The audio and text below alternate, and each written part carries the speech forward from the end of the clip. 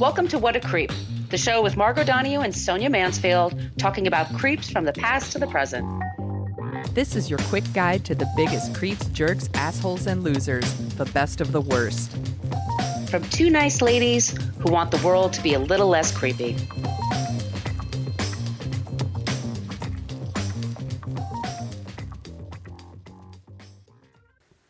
Welcome back to What a Creep. This is Margot Donahue, and my cohort in creepitude, as always, is the amazing Sonia Mansfield. Hey, Sonia. Hello, my amazing friend. Hello, my amazing friend. We have quite a creep that we're talking about today, but before we get to him, we just have a little bit of housekeeping to do. Housekeeping. So Housekeeping. Here we go. We want to thank some people who joined our Patreon page. Varenzi, who left us a really nice note on. Thank you so much. That was really sweet. It makes our day. It makes our week. It makes our month. It really does. Katya, Nicole, Betty, thank you guys so much. Or was that Betsy? Sorry, that's my terrible handwriting. But thank you all so much for joining our Patreon page. We put out bonus episodes probably every other week. We're really salty there. We have a cocktail. We ramble. It's super fun. Thank you guys so much for supporting the show.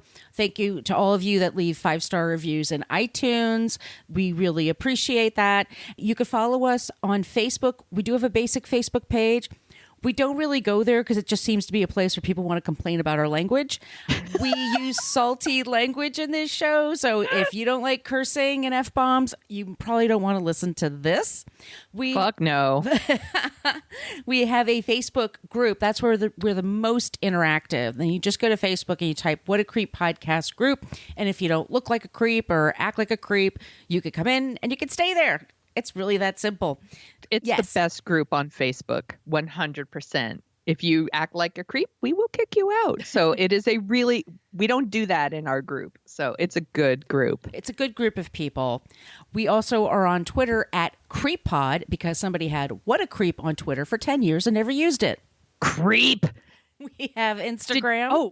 Did you hear that Twitter's going to start booting off people who haven't used their accounts in a long time? It could happen that maybe that person will get kicked off and we could take his handle. Oh, do we want to go through all that? Probably not. Also, it's just fun to call out that person's a fucking creep. Yeah. We have a basic old-timey email, whatacreeppodcast@gmail.com. Great way to get in touch with us as well. Also, if you would like some stickers, we will drop them in the mail for you. So just reach out to us and say, hey, can I have some stickers? And I'm sending some out in the mail today. And hopefully they get where they're supposed to go. I pay a little bit more on postage each one because I think maybe that little bit of a tip to the system will help things along. You're such good people. I try. I'm not always great. But anyway, Sonia, do you want to talk about the website really quick? I do. It's at whatacreeppodcast.com, and it's everything you ever wanted to know about our podcast, but we're afraid to ask. All of our episodes are there, and there is a link to our merch shop where you can get t-shirts and tote bags and journals and face masks. And I am going to upload some new designs because I think I have some ideas for masks. So go there. Go do the things. Do all of those things, please. Okay, Sonia, are you ready to talk about our creep today? What we do, by the way, is we take, if you're new to the show, each week we take a turn. Someone leads with a creep and the other one ends the show with a non-creep. So you go through life not feeling totally deflated and defeated. Yes. So, Sonia, who are we talking about this week? This is one of our most requested creeps. I swear, I think it's once a week someone writes in our group, when are you going to talk about Kevin Spacey? And today's your lucky day. Sweet. Sources for this episode, because we list all of our sources, and you could go to the show notes. You could swipe left or right or whatever, or down or up, and all the links are there. And it's Vox, who did a very detailed, very long list of everything. So it's a really good one. BuzzFeed, New York Times, BBC, Hollywood Reporter, The Daily Mail, CNN, ABC News. Seriously, there's a lot here. NBC News, The Daily Beast, LA Magazine, New York Magazine, Biography, and Wikipedia. But Sonia, did you do some research before? No. I didn't read any of this stuff. I pulled all of this out of my ass. And trigger warnings include sexual harassment and sexual assault. Kevin Spacey. That's literally what I wrote. Kevin Spacey. He is probably in some of your favorite movies from the 90s. He did The Ref, Swimming with Sharks, The Usual Suspects, Seven, LA Confidential, Time to Kill, American Beauty, a movie that a lot of people love, but we don't. We did a Dorking Out episode about it if you want to know more about that. He's won 2 Oscars. He's won multiple like Golden Globes, Screen Actors Guild Awards, Critic Awards. Most recently, he was on House of Cards on Netflix, where he won, a bunch of awards for that too. Did you ever watch House of Cards, by the way? I super loved the first couple of seasons, and then it just it got too, turns out too real for me to handle. So, but I loved, he's a great actor, and he's in a lot of things that I super love. He's super talented. I can't take that away from him. He's super talented. This is true. I'm going to admit right off the bat, I was a really big Kevin Spacey fan. If he was in something that was good enough for me, I would go see it and be like, yeah, at least Kevin Spacey's in this. I really liked Kevin Spacey, even though I didn't watch House of Cards. But one of the things I liked about Kevin Spacey was he was really good at playing creeps. Like, he was so good at it. And it turns out he wasn't really acting. More than 30 people have accused him of sexual harassment and sexual assault. So that's why he's a creep. So let's start at the beginning. Kevin Spacey Fowler was born in South Orange, New Jersey. Do you know this? Yes, of course. Okay. July 26th, 1959. He's a Leo. Sorry, Leos. His father is Thomas Fowler, who worked as a technical writer and a data consultant, and his mother, Kathleen, worked as a secretary. He's the youngest of 3 kids, and you're going to love this. His older brother, Randy, works as a limousine driver and a Rod Stewart impersonator. I love that. I want to hang out with Randy. Mm-hmm. If you think he's sexy and you need a ride, come on, baby, let him know. He also has a sister named Julie, and she just works in an office, and she leads a very quiet life. His family relocated from New Jersey to Southern California when he was 4 years old. And Spacey's brother, Randy, has said in interviews that their father is a racist, Nazi supporter, and he was sexually and physically abusive. Oh, Jesus. Yeah. Randy said that his father began molesting him when he was 12 and that the mother knew of the abuse. And Randy said, this is a quote, "Neither Kevin or I had a chance growing up with 2 such damaged parents. There is so much darkness in our home that it was beyond belief. It was absolutely miserable." And because all of this was going on, Spacey really tried to avoid everything by like kind of just wrapping himself up in an emotional bubble. He was very cut off and he was very sly to avoid trouble. When he started high school, he was sent to military school, but was expelled for throwing a tire at a student, like you do. That's CrossFit. Didn't they know that? Yeah. He was ahead of his time. He should have grabbed a big hammer. I'm like, no, I'm working out. I'm getting ripped. I'm getting ripped, man. Eventually, he was transferred to Chatsworth High School, and he was the co-valedictorian along with Mayor Winningham, who we love. Oh my God. Really? Yes. Wow. It's going to get really good. And this was all in 1977. At the high school, he starred in the senior production of Sound of Music, and he played Captain Von Trapp, and Mayor Winningham played Maria. Isn't that cute? I would have loved to have seen that. Oh my God. My brain it wants that. Those people got a special treat and they didn't even know it. Wow. So around that time, that's when he started he dropped the Fowler and he was just going by Spacey, obviously, because his father is an abusive prick, right? Why do you want that name? Yeah, I get it. That guy. After high school, Spacey tried his hand at stand-up comedy, which I did not know. And if you've seen him on SNL, he's a funny guy. Yeah. And really good at impressions. Yeah, I'm sorry. I watched a movie that I really love last week, and it starts Burt Lancaster and I forget the name of it, but it's a guy who has like all these kids, and they're coming to visit him, and then he dies. Spoiler. And they give him a Viking funeral. Do you know what I'm talking about? No. What Rocket movie? Gibraltar. Rocket Gibraltar. Oh, It's on my Amazon. gosh. Okay. And Kevin Spacey plays the boyfriend to one of the women, or the husband, excuse me. And he plays a stand-up comic, and he's not very good, but he shows up, and first thing he does is a Johnny Carson impression, and it's spot on. Yeah. He's really good at it. So continue. Yeah. There is an amazing SNL skit where they did like other actors auditioning for Star Wars.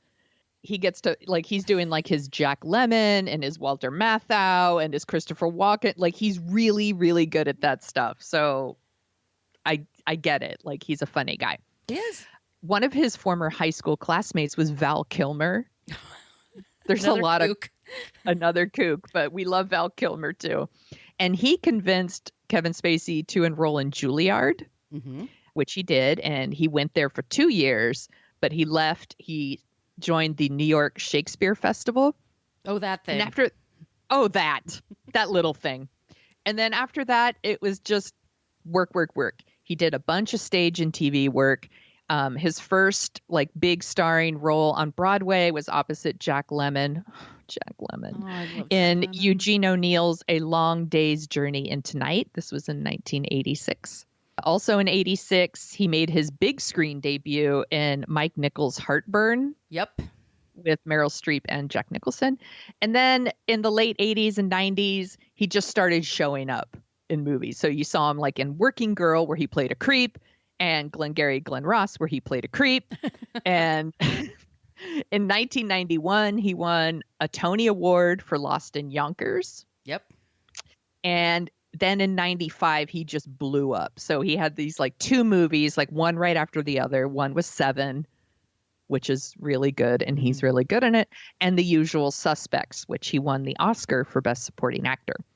And then after that, he was really big. So it was like Time to Kill, Midnight in the Garden of Good and Evil, LA Confidential, legit great movie, and American Beauty, which he won the Academy Award for Best Actor.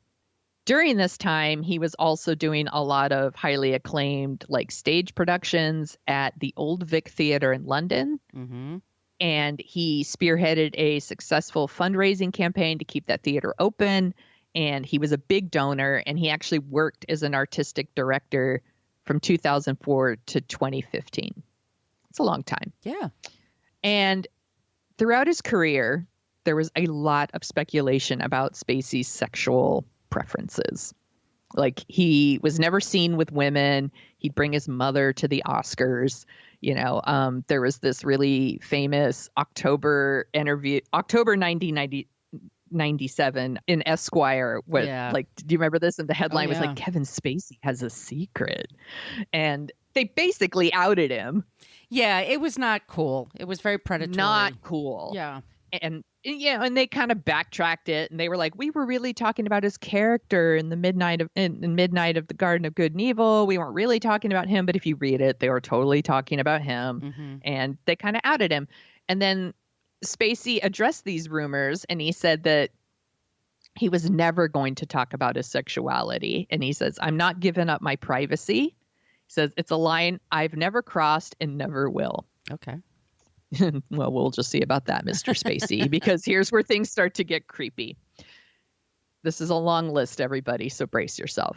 So the Me Too movement is in full swing. We're 2017 now. And actor Anthony Rapp did an interview with BuzzFeed.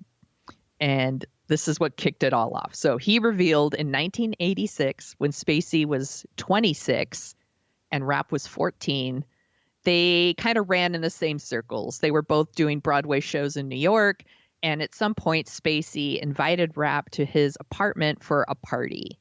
And there were other people there. It was an actual party. And at the end of the night, Rapp was the only one left. And he was like, oh, the party's over. And he was like getting ready to leave. And Kevin Spacey picked him up and like placed him on his bed and climbed on top of him.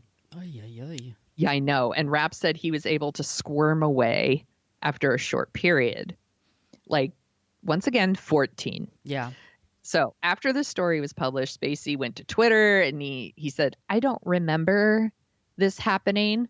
And here's his statement is, but if I did behave as he describes, I owe him a sincerest apology for what would have been deeply inappropriate drunken behavior. So he's not taking responsibility. No, because FYI, being drunk is not an excuse for sexual assault. I've been drunk lots of times. Yeah. I hardly ever sexually assault anyone. That's bullshit. And then his statement continued. So then he says, this story has encouraged me to address things about my life. I know there are other stories out there about me that have some have been fueled by the fact that I have been so protective of my privacy. I now choose to live as a gay man. So in other words, Kevin Spacey tried to change the narrative here. Right. So it's not about I sexually assaulted this 14-year-old boy. It's that I'm gay. Right. And to his credit, it worked a little bit. Like some places ran with the story of Kevin Spacey comes out. Oh, and also he sexually assaulted somebody who was 14. Like it's really shitty. Because once again, your sexual orientation has nothing to do with assaulting somebody. It's a shitty thing to do, and it plays into the stereotype, I think, of gay men as pedophiles and perverts. Yes. So he's a creep just for that. But this is when the floodgates open. Okay, so Anthony Rapp kicks open the door, and everyone is like, oh, cool. I'm going through that door too. So here we have director Tony Montana. I looked up his credits. I didn't recognize anything, but he does work. Mm-hmm. He said that Spacey physically assaulted him in 2003 when Montana was in his 30s. He alleges that Spacey approached him in a bar, groped him, and then said to him, "This designates ownership." Ugh. Isn't that gross? Oh It's so God. gross. Former Boston TV anchor Heather Unruh, thank you, said that Spacey sexually assaulted her then 18-year-old son in July 2016 at the Club Car restaurant in Nantucket. Chris Nixon said he met Spacey in 2007 while Nixon was working at a cocktail bar in London, which was near the Old Vic Theatre. And Nixon told the BBC that after attending a party at Spacey's penthouse, Spacey sat next to him on the sofa and reached over and grabbed his penis. And then he said, "I could fuck you better than Nixon's girlfriend, who was also there at the party." Jesus Christ. So gross. So gross. Oh, my God. Anyway, Nixon left the party. And then he said 2 weeks later, he ran into Spacey. Nixon then went down to the basement to like get some more booze or something like that. And that Spacey followed him down there and cornered him and grabbed him and offered to make it up to him. Oh my God. Yeah, I know. Ugh. It's so... How many times have you been cornered by a weird guy? It's so awful. It's so awful and scary. Yeah. And you just want to get out of the situation. And Nixon said, "I didn't speak out at the time because I didn't think anyone would believe me." Right. Which is totally normal. And he didn't want to get fired. And he said that it was after Anthony Rapp came out that he thought it was important that he come out and tell his story because he wants to show that there's a pattern of behavior here, which I totally get. So also in 2007, Norwegian writer Ari Behn met Spacey at the 14th annual Nobel Peace Prize concert in Oslo. You know, he's just there, just hanging out. And that concert, by the way, it was hosted by Spacey and Uma Thurman. And afterwards, Spacey and Behn went to a party at a nightclub and they were seated next to each other. He said that Kevin Spacey kept reaching under the table and grabbing his junk. Ooh. I know. I'm like, keep your fucking busy hands to yourself, you fucking creep. You could pay people, by the way. Yeah, no shit. Well, we're going to get to that. Oh, okay, good. Okay. I'm sorry, you guys. It's a long list. Actor Harry Dreyfus, so that's Richard Dreyfuss's son. Oh, yeah. Said that Spacey groped him when he was 18 years old. He said that he was in Spacey's London apartment with his dad because they were like rehearsing for a play, and that whenever Richard Dreyfuss wasn't looking, Spacey was like groping Harry. Oh, God. That Harry didn't say anything at the time because he didn't want his dad to like punch Kevin Spacey and lose his job. Oh, my God. Ugh. In 2008, Scotland Yard began an investigation because a man who was believed to be Kevin Spacey assaulted a 23-year-old bartender in London. The victim came forward again after Anthony Rapp told his story, and he said this is what happened, that he approached Spacey to get some advice for his career, and that Spacey invited him back to his apartment, and they were smoking weed, and that he woke up and found Spacey performing oral sex on him. Oh, my God. It keeps going. In 2010, Daniel Beale said that Spacey flashed his genitals at him while Beale was working at a bar in West Sussex. Beale was 19 at the time. And actually at the time, he took a photo of himself wearing this very fancy watch, Beale did, which was given to him by Spacey after the incident because he wanted to buy his silence. Oh, my God. Jesus. And then we get to the like House of Cards years. So from 2012 to 2017, 8 sources told CNN that Spacey's behavior was predatory, that he harassed or initiated non-consensual physical contact, also known as assault, with production crews, specifically targeting young men. One anonymous crew member said that Spacey routinely touched him inappropriate through 6 seasons on the set, and that he didn't say anything because he felt uncomfortable speaking up and he didn't want to lose his job. Yeah, this happens on sets all the time. We're finding so out. Awful. It is such a horrible environment for people, and stars just have too much power on the set. Yeah, and people feel like we've talked about this before, the idea that you should just feel honored to be working in Hollywood. Right. So you need to put up with this sort of thing, and it just fucking sucks. Yeah, and a lot of them have it's like a gig economy. Like they just have a gig for a little while and then they try to get another gig. It's, you know what I mean? They don't get benefits or anything like that. So these getting these jobs is like super important, and you want a good reputation. Exactly. So, I was just going to say, you rely on word of mouth so much for these jobs and being recommended. Right. I feel so bad for them. This one's fucked up too. In September 2012, it's all fucked up, by the way. Not trying to say that anyone's is more fucked up than anyone else's. In September 2012, Spacey was filming like a promotional shoot it was a photo shoot for the first season of House of Cards. And he was like holding a burning flag, and he like burned his hand a little. So this like 20-something production assistant drove him to the hospital. Spacey apparently was too wounded to like continue the shoot, but not wounded enough to not sexually harass people. And he totally harassed this person in the car and was groping them, and with the burned hand, with his non-burned hand. So he's got the burned hand like kind of up and wrapped, and then the other one's just grabbing the other person's junk. Who's driving them? Yes, or accompanying him. Oh, for God's driving. sakes. Yeah, he's going to get them both killed. And then multiple on-set sources said that he groped the PA, and that the PA actually complained to his superior, but nobody did anything about it. And then I know it's so, Jesus Christ. Even when you do speak out, it doesn't matter. Yeah. So the Old Vic Theater had so many people working there over the years that they set up like a hotline so they could do their own investigation. And they received 20 allegations of inappropriate behavior, and they were all young men. They were all over the age of 18, just to be clear.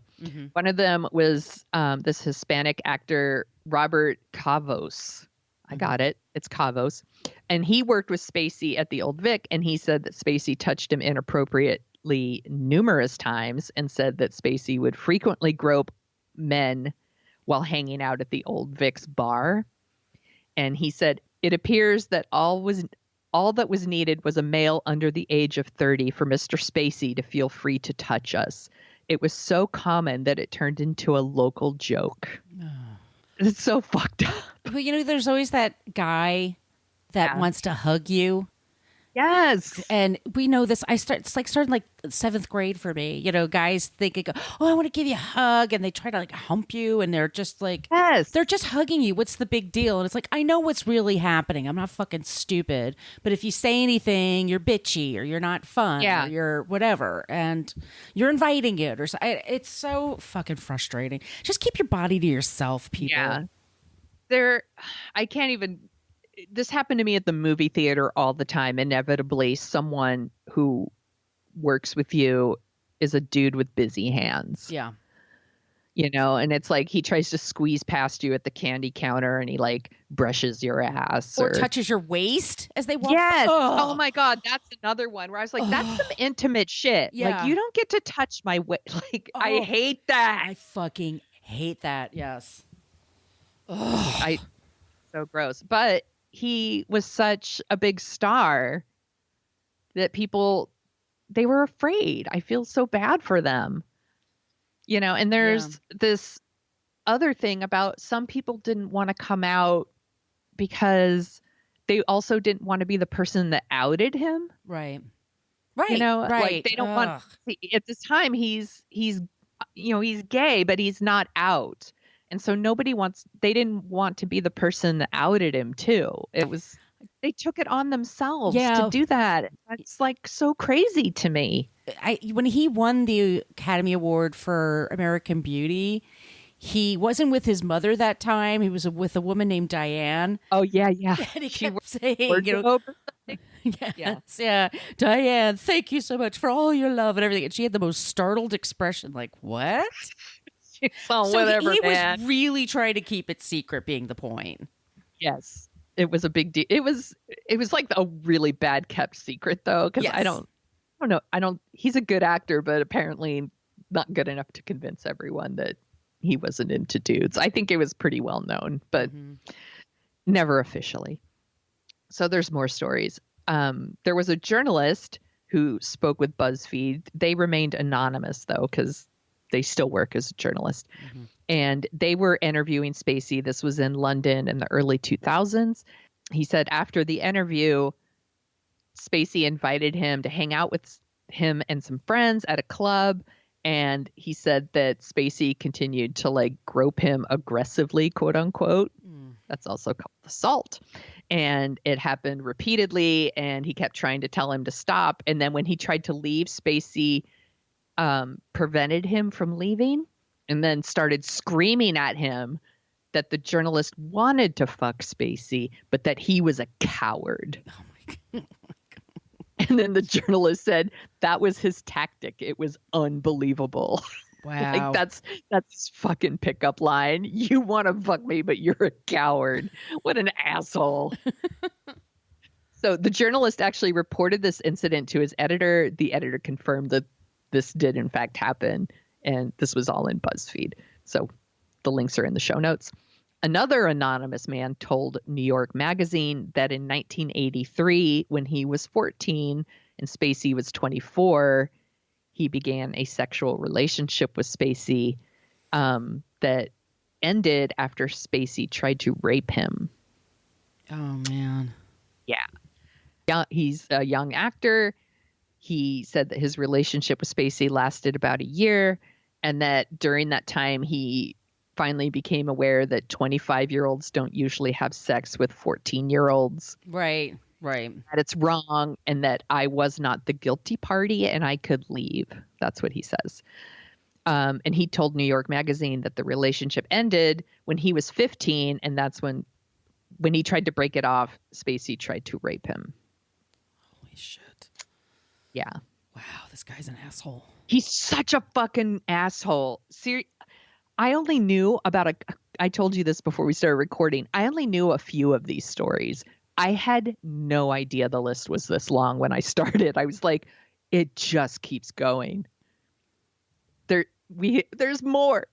In 1985, Spacey approached a 17-year-old boy and like invited him back to his home, where Spacey was at first like really charming and sweet to him. And then it quickly escalated to being like he called it, quote, sexually inappropriate. Oh, God. He took his dick out? Basically. And the boys, well, he's a man now, but at the time he was a boy. He said he was grooming me. He was, yeah, which, but the kid left. He just left. Mm-hmm. So good on him. Here we go. We got another one. In 1988, Justin Dawes met a 29-year-old Spacey. He was 16 years old. He invited Dawes and a friend to hang out at his apartment. He served them cocktails, and he showed them gay porn. Mm-hmm. He knew I was in high school, but he wanted to have sex with me. It was pretty clear. And then they left. So good for them for leaving. Good call. I'm glad they were able to leave. Sometimes you can't. Yeah. Well, it sounds like he had a friend. He had a friend with him, so at least there was two of them. But fuck this creep. In 1995, Mark Edenhock was working as a military advisor on the set of Outbreak, which we've also done an episode of Dorking Out about. One of Spacey's on-set assistants propositioned him for Kevin Spacey, so he actually didn't harass him himself. He got an aide to do it for him. He outsourced it. Yeah, he outsourced it. You know, I shouldn't say the word harass because he he's probably like, hey, Mr. Spacey would like to get with you. You know, it's like, and he was like, no, thanks. That poor assistant, by the way. Like, that sucks. In 1995, on the set of Albino Alligator, which I think I saw when it came out, but I've never seen it since. Spacey was harassing a crew member who was 22 years old at the time. And according to anonymous crew members, Spacey initially seemed friendly and took an interest in this crew member. And then it immediately turned into like super creepy behavior and was giving him unwanted massages. Oh, no. Always with the massages. Right. It goes back to the massage. Yeah, always goes back to the massage. And this crew member said, on one of the last days of shooting, he sat down next to me, put his thigh next to mine, and put his hand on my thigh and moved it towards my inner thigh. He was going for his junk. And this man says, I felt trapped. I felt harassed and I sexually harassed. And it's like, yes, that's exactly what it is. What was happening to you? Yeah. So you mentioned, like, why doesn't he just pay for it? So it turns out Spacey has been banned from booking massages at some spa chains, including Burke Williams and through the Soothe app. Oh, yeah. Yeah, because he harasses the staff. Oh, Jesus. That's so gross. And these are just ones of people who have come forward, right? So probably tens, not maybe 20s more of people who have not come forward. And this is a lot. Yeah. So after Anthony Rapp, and super props to Anthony Rapp for being brave and telling his story, all these stories start coming out, and there were a lot of repercussions for Kevin Spacey. So he was fired from House of Cards. He was, this is amazing, completely erased from the movie All the Money in the World. Oh, yeah, they had to recast it. And they recast him with Christopher Plummer, who got an Oscar and a Golden Globe nomination for the role. The International Academy of Television Arts and Sciences, they're the people that do the like International Emmy Awards and stuff like that. They were going to honor Spacey with like a Founders Award. They obviously changed their mind on that. He had a nonprofit called the Kevin Spacey Foundation that was supposed to help emerging actors. I'm sure he was trying to help himself to their dick. It announced it was closing. And then Spacey had a representative give a statement that said he's taking time to seek evaluation and treatment. And he ended up going to one of those like elite Arizona treatment centers for sex addiction, and it's the same one that Harvey Weinstein went to. And Rob Lowe. Sorry, I almost I'm like, it worked so well for Harvey. Like, fuck this creep. Last year in September, Anthony Rapp actually sued Kevin Spacey for sexual assault, sexual battery, and intentional infliction of emotional distress because New York extended its statute of limitations for civil suits. So that is something that is happening. And joining Anthony Rapp in the suit is another man who has requested to be, he wants to stay anonymous. Mm-hmm.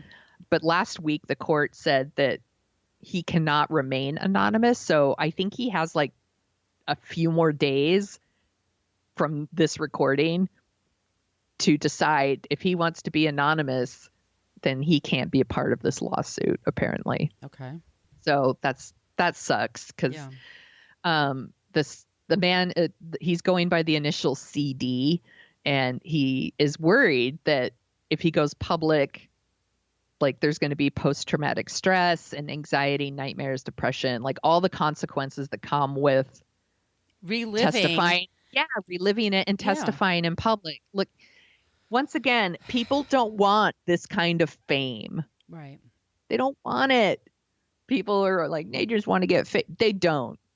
Nobody wants this. The police in England have said they haven't decided yet if they're going to file criminal charges against Spacey. They're still investigating all those accusations against him from the Old Vic Theater allegation. And a source, so what is Kevin Spacey doing right now? A couple of sources have told The Hollywood Reporter. One says he's living in London at his place near the Old Vic. And another source says that he is planning to write a book, but under a pseudonym. Well, I mean, is it about his life story? That's going to be pretty easy to figure out. I don't know. It probably won't be about him. I would guess that. So he's writing a fiction book? Probably. That would be my guess. If it's under a pseudonym. Yeah. It must be a fiction book, but. He's got to do something, I guess. As long as he's not touching other people or seriously. Good. Find something else to do, but quit your shit. And I feel bad that, of course, that he was abused as a kid, and that's super unbelievably traumatic and terrible. And of course, we have empathy and sympathy, but it doesn't give you the right to do that to someone else. No. And he did it over and over and over again. I'm sorry. You have to take responsibility for your actions. Right. And I do have so much sympathy for him that this happened to him when he was younger, but you can't do that. I'm sorry. No. Yeah, you know how bad it is. You know how horrible it feels. He's a fucking creep. Yeah. It was such a bummer. Like I said, I was a big fan. So, but that's our creep, Kevin Spacey. Good job, Sonia. Thank you. I'm going to go take the longest shower. I know, you're going to take a soapwood shower. So, bleh. A friend of mine knows people that they are in the theater world in New England where Kevin Spacey hangs out. And she said that he just had this reputation for being a raging asshole, just super tough to work for and just obnoxious. So like he's that on top of this. So yeah, which sucks. Oh, you want to work with someone that talented. Right. I'm sure if I did some digging, I could find like all kinds of on-set acting like an asshole. Right. I decided to focus more on. No. This is the criminal activity. So yeah. Yeah. Wow. Okay. So let's take a break and we'll talk about our non-creep this week. And you don't even know who it is. I'm going to surprise you. I know. I'm dying to know. Here you go.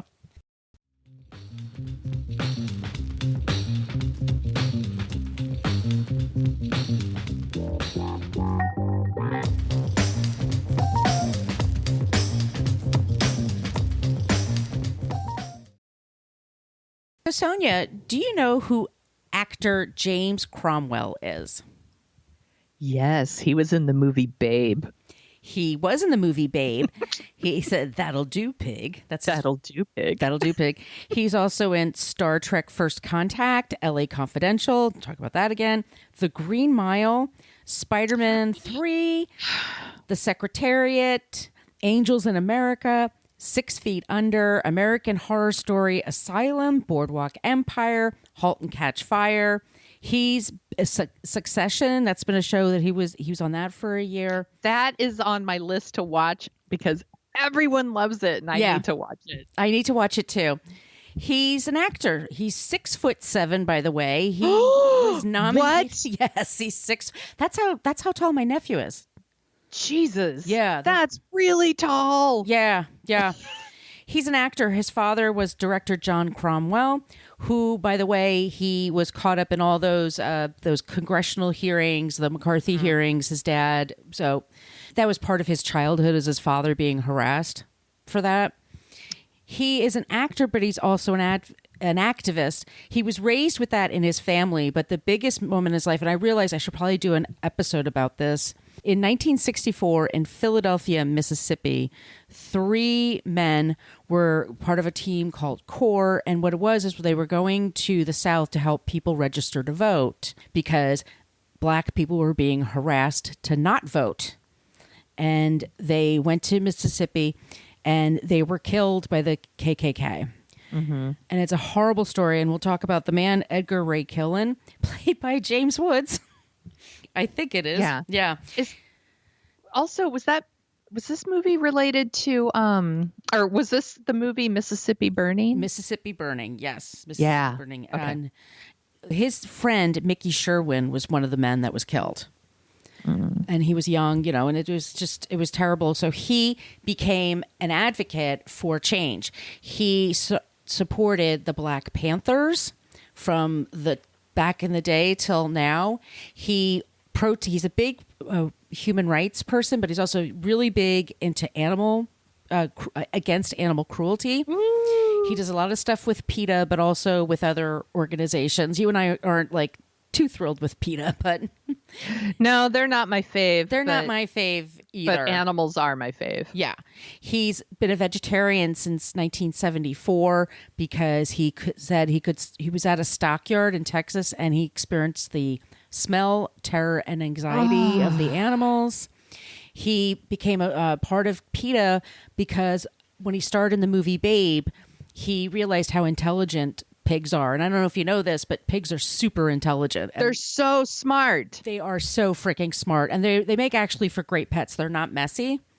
My grandmother grew up with pigs as pets. Yeah. I know someone who has a pig too. Yeah. They're super loving. His name is Oliver. And he is really, really cute. And one day we took Oliver for a walk together and I was like, Oliver's so fucking cute. I want a pig. Amazing. Damn it. I'm getting a pig. I'm going to get me a little pig. My menagerie here. His activism also went into effect one day when he went to SeaWorld here in the States, and I think it's in San Diego, where they do that thing where they take those beautiful whales and dolphins and all these other, sea creatures and make them perform stunts, which gives them, anxiety and ulcers. Oh. It's horrible what happens. I can't even watch. There's all these documentaries about that, and I can't even watch them because I know it'll wreck me. It will. It actually will. You do need to kind of prepare yourself. He went to SeaWorld, and as soon as they started the show, he stood up and a bunch of his friends held signs and said, "This is what you're supporting right now, everybody." And he's 6'7", so you can't miss him. He uses his height for good in the world. He is also against environmental pollution and has been arrested several times for going to protests against things like people putting shit in the water that could poison you and all kinds of things. He's just an incredible, strong, smart man. He shoots from the hip. He said that wars, what do you say, where would you like to start? We could start with the Peloponnesian War. We can go through Crimea into the First World War and the millions who died in the trenches for what was basically a family spat. My country is divided almost 50-50 between people who are mildly deluded and those who are completely insane, driven to their insanity by their ignorance. He's not a big supporter of Biden. He just thinks he's lesser of two evils. He's a Bernie guy. And, and he says that the only thing that gives me hope at all, and this is from an article, Big Issue. The only thing that gives me hope at all is Greta Thunberg, Black Lives Matter, movements all over the world of indigenous people, people of color, women, trans people fighting for justice. People give me hope. Politicians give me no hope at all. And he's still here with us. He's still fighting the good fight, and he's using his fame. He's using his stature to promote good things in the world and is willing to go to jail for it, which is super fucking brave, I think. I think so, too. I'm going to start referring to him now as National Treasure Yes. James Cromwell. And that's our not creep this week, James Cromwell. That's a really good pick. I didn't know all of that stuff. Yeah. Yeah. Awesome pick. I picked him, by the way. I should have said this at the top. He was nominated for an Academy Award in the same category as Kevin Spacey in 1996. So I was looking like who else was nominated, and I started looking into their stories, and I started reading his story, and I'm like, ooh, that's really cool. He sounds interesting. Was it for Babe? Yes, it was for Babe. Oh, that'll do, Pig. I love that movie so much. I cried my eyes out. I haven't watched that movie in a really long time. It gets me very emotional. Yeah. Well, you even mentioned The Green Mile, and I was like, no. I know.